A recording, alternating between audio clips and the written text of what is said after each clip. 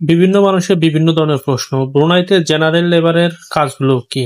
Kindly একটু বলবেন। আচ্ছা, ব্রুনাইতে জেনারেল লেবারের কাজ যদি কনস্ট্রাকশন হয় আপনাকে ডাইরেক্ট বেলচা মারতে হইব। আর যদি আপনি ঘাস কাটার কাজে পড়েন তাহলে মেশিনে একটা কান্দে নিয়ে রোদের ভিতরে ঘাস কাটতে হইব। একদম মানে যেটা বাস্তব কথা আরকি। এপ্লাই করার কতদিন পরে ভিসা হয়? আপনার ভিসা আগে আপনি এলডিপি এর হবে। এপ্লাই করার ২ থেকে ২.৫ মাস পরে আপনার এলডিপি এর হবে। যদি সেটা কোম্পানি ঠিক থাকে। আরেক ভাই প্রশ্ন করেছেন, আমি যেতে চাই, আমাকে কিভাবে হেল্প করতে পারেন? ভাই আপনি যেহেতু এখানে এসে কমেন্ট করতে পারছেন, তাহলে দয়া করে বইয়েছিল ওয়েবসাইটে যায় ওখানে দেখেন বোনার যেসব সার্কুলার গুলি আছে ওইসব জায়গায় এপ্লাই করেন। আপনার যোগ্যতা অনুসারে এপ্লাই করেন, তারাই আপনাকে ডাক দিবে।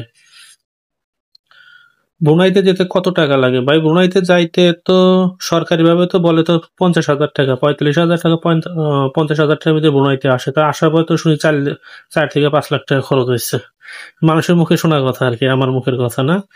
শিক্ষাগত যোগ্যতা সম্পর্কে একজন ভাই ব্রুনাইতে আসতে শিক্ষাগত যোগ্যতা যেহেতু আপনি হাই স্কেলে আসতেছেন না বা পড়াশোনা যেহেতু কর্মক্ষেত্রে আসতেছেন, শিক্ষাগত ওই রকম ধরনের ম্যাটার করে না। তবে যদি আপনি মানে কিছু শিক্ষিত থাকেন ভালো, মানে শিক্ষার দাম সব জায়গায় আছে, একটা না একটা সময় যে আপনি যদি শিক্ষিত হন আপনি ওই ক্ষেত্রে পাবেন। তবে এখানে শিক্ষাগত যোগ্যতা এরকম ম্যাটার করে না।